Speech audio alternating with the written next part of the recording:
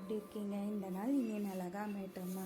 இன்றைக்கி பாப்பாவுக்கு வந்து ஸ்கூல் ஸ்நாக்ஸ்க்கு வந்து ப்ராக்கலி அண்ட் பன்னீர் டைப்பில் அதுக்கு வந்து பைண்டிங்க்காக ஒரே ஒரு சின்ன பொட்டேட்டோ பாயில் பண்ணிகிட்ருக்கேன். ஆல்ரெடி ப்ராக்கலி பன்னீர் எல்லாம் வந்து சாப்பரில் போட்டு சாப் பண்ணிவிட்டு பொட்டேட்டோ வந்து ஸ்மாஷ் பண்ணி எடுத்துக்கிட்டேன். ப்ராக்கலி வந்து சாப் பண்ணுறதுக்கு முன்னாடி நான் ஒரு 2 to 3 மினிட்ஸ் பாயிலிங் வாட்டரில் போட்டு எடுத்துட்டேன். அப்போ தான் அதில் ஏதாச்சும் பூச்சி இருந்துச்சுன்னா அது போயிடும் அப்படின்னுட்டு. ஸோ மஞ்சத்தூள், மிளகாத்தூள், கொஞ்சமாக உப்பு போட்டு நல்லா பிணைஞ்சு கூட வந்து பன்னீரை திருகி போட்டு ஸோ கூட லைட்டாக கடலை மாவும் கிறிஸ்பினஸ்க்காக போட்டு டிக்கி மாதிரி ரெடி பண்ணிக்கலாம். ஸோ நான் ஒரு இதுக்கு 4 நாளாக போட்டு எடுத்துக்கலான்ட்டு எனக்கும் ஹஸ்பண்டுக்கும் சேர்த்து தான் பண்ணேன். இன்றைக்கி லன்ச் ரெசிபின்னு பெருசாக இல்லை. நேற்று பண்ண கறி குழம்பே இருந்துச்சு.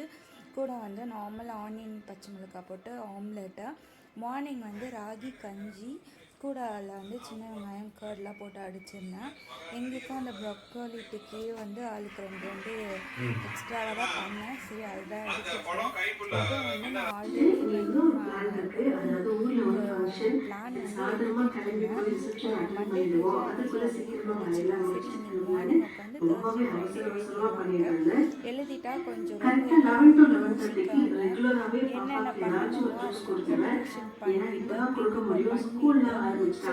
கிச்சன் குக்கிங் நான் ஏன் இவ்வளோ யோசிச்சு ஃபுல்லாக ஒரு செட்டு 5 டேஸ்க்கு தேவையானது சாட் மாதிரி அது திரும்ப நான் ஓப்பன் பண்ணி பார்த்துட்டு நான் உங்களுக்கு எழுதுனேன். இதே ஃபோன் இதே தான் என்னோட பர்சனல் ஃபோன் எல்லாமே எனக்கு இந்த ஸோ அதனால் அப்படியே நான் எழுதிட்டு சைட் டு சைட் அது நான் ரெக்கார்ட் பண்ணிட்டு அதான் இவ்வளோ யோசிச்சு எழுதிட்டு நான் ஒன்ஸ் எல்லாம் முடிச்சுட்டு டே பை டே காமிப்பேன். பிரேக்ஃபாஸ்ட்டு ஸ்நாக் எல்லாமே ரெடி டின்னருக்கு வந்து சப்பாத்தியும் ஒரு சிம்பிள் எக் கிரேவி தான் பண்ணலான்னு. ஸோ இதுதான் வந்து இந்த வீக் நோட்ஸில் என்னென்னா நைட்டு தோசை மாவு வைக்கிறது இல்லைன்னா கடலை உரைக்கிறது பிஃபோர் நைட் என்னென்ன பண்ணணுமோ அந்த டேவை மென்ஷன் பண்ணி எழுதி வச்சுருக்கோம். ஸோ எனக்கு வந்து யூஸ்ஃபுல்லாக அதெல்லாம் ரொம்ப என்ன பண்ணுறதுன்னா அப்புறம் பாப்பா வந்து பிக் பண்ணி கொடுத்தாங்க. நார்மலாக ரொம்ப சிம்பிளான எக் ரைஸ் தான். அவருக்கு இந்த ரைஸ் ரொம்ப பிடிக்கும். காயெல்லாம் வெங்காயம் கொஞ்சமாக ஒரு பாதி பச்சை மிளகா கூட மிளகாத்தூள், மஞ்சத்தூள், உப்பு போட்டு நல்லா வதக்கட்டோன்ட்டு கூட வந்து முட்டை உடச்சி ஊற்றி சாதம் கழுவி மாட்டேன். எனக்கு வந்து சிம்பிளாக வந்து ஆம்லெட் தான்.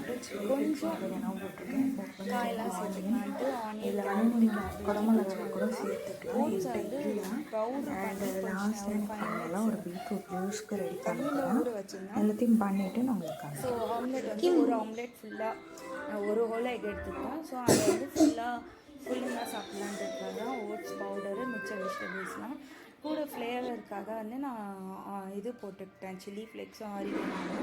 இதுதான் என்னோடய ஆம்லெட்டு. பாப்பாவோட lunch egg fried rice ready. So இது வந்து ஆக்சுவலி நான் ஃபுல்லாக திருப்பி போடுறது இல்லை பெருசாக. ஸோ நான் அப்படியே பாதியாக கட் பண்ணிவிட்டேன். And beetroot juice. Thanks for